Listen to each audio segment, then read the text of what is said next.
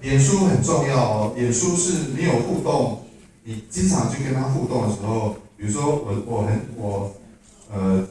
很久之前，很久，不要去猜我年纪，我就认识国籍女孩，那时候她跟现在一样美丽，身材苗条，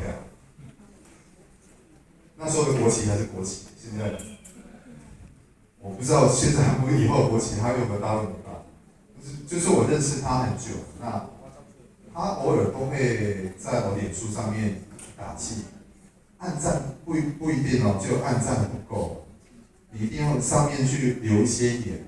那留言之后，你各位被留言，你是不是觉得心里面就瘦了，对不对？讲粗俗一话就是他很挺你嘛，对不对？然后他不是你的好朋友，很挺你，要不然就是他很了解你。人脸书就是这样子，同样关系。你不理他，他就不理你；跟你不理财不理你，其实是一样的。所以你一定要去跟他互动，你才有机会。尤其这个人，如果说我讲一个简单例子哦，比如说我想加一个中华汽车，它是去年的卖一个月可以卖12部车的人，平均他一年能卖这么多部，我在想怎么可能？那我就会想了解说他怎么那么厉害？可是我去加他脸书，加他朋友，他会理我吗？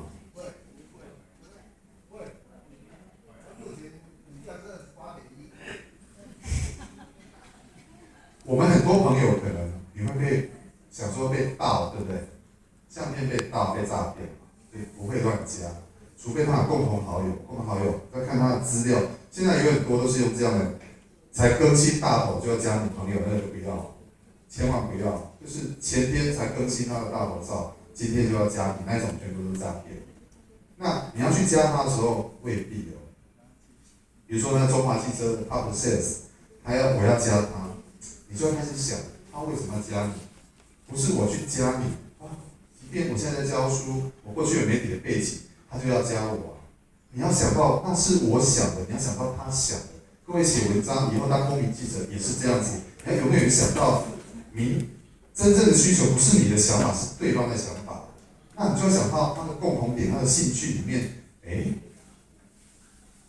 他是基督教徒，或许可以跟他有点共鸣。从这一点，任何一点切进去，当公民记者也是一样，你一定要投其所好，不可能是完全你的想法。社群媒体发文的技巧，要讲这一类的东西。刚刚说这些目前的新媒体都是由传统媒体过来的，没错。先来看一下他们是怎么改善。魏家拿它做例子。各位知道苹果日报的这一个叫什么？简单讲，就报头。各报都一样叫报头。它的商标应该是苹果，或者说那4个字。那在报纸上面叫报头。底下这一块呢，就刚刚那个孙公什么，当然相片很像。如果放在这边的话就很像。追思，对不对？这个叫什么？报头下。这一块的价格很贵，但现在都很便宜。早期在我在工商时报的时候，这一块就要10几万，现在都很便宜。这个呢，影题，各位记得一下就好，很简单，这个叫影题。但是，同学，你觉得在整个视觉里面，你第一个会看到什么？你整个视觉你会看到人，看到油，看到字，还是看到什么？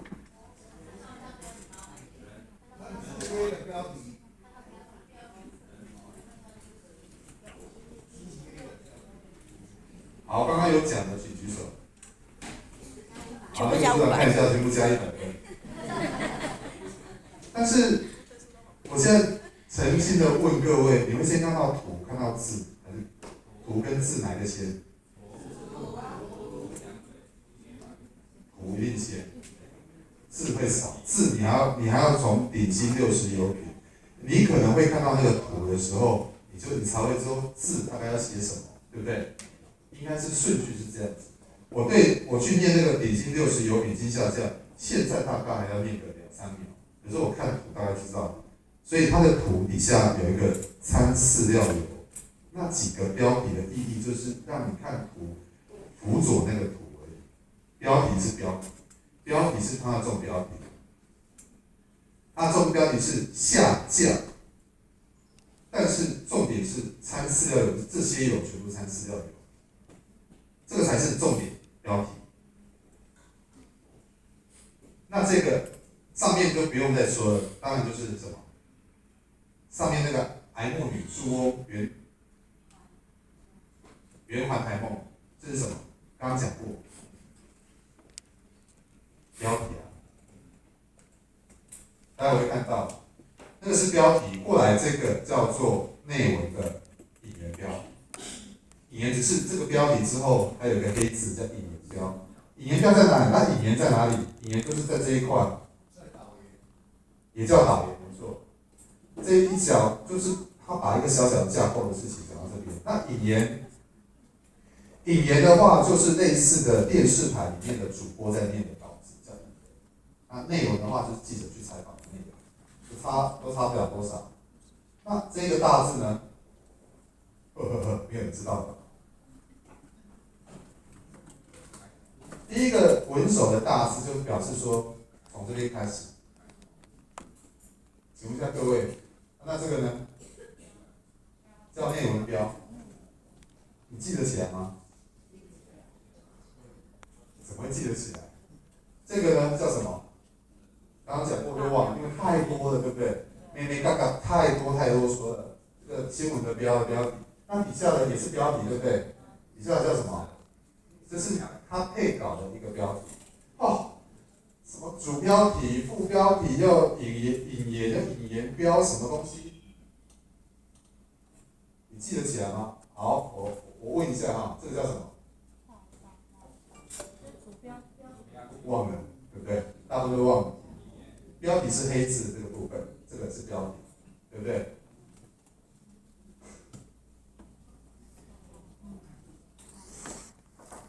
标题，对不对？这是标题。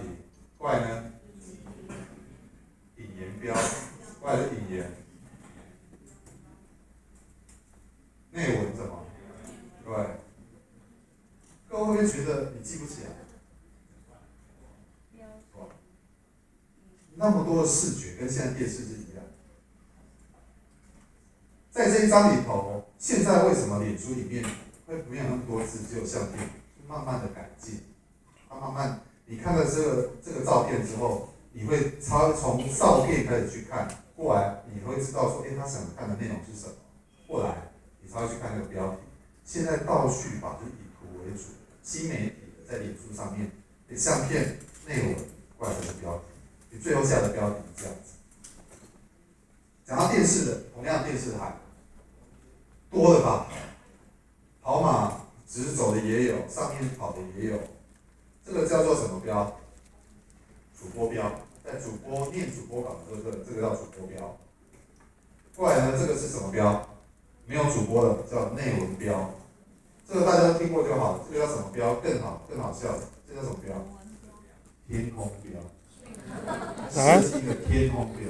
天空标。全世界只有台湾的视觉最乱，因为他觉得台湾人有字写的满，就是他该负责任的全部负责，但是你都不晓得从何看起。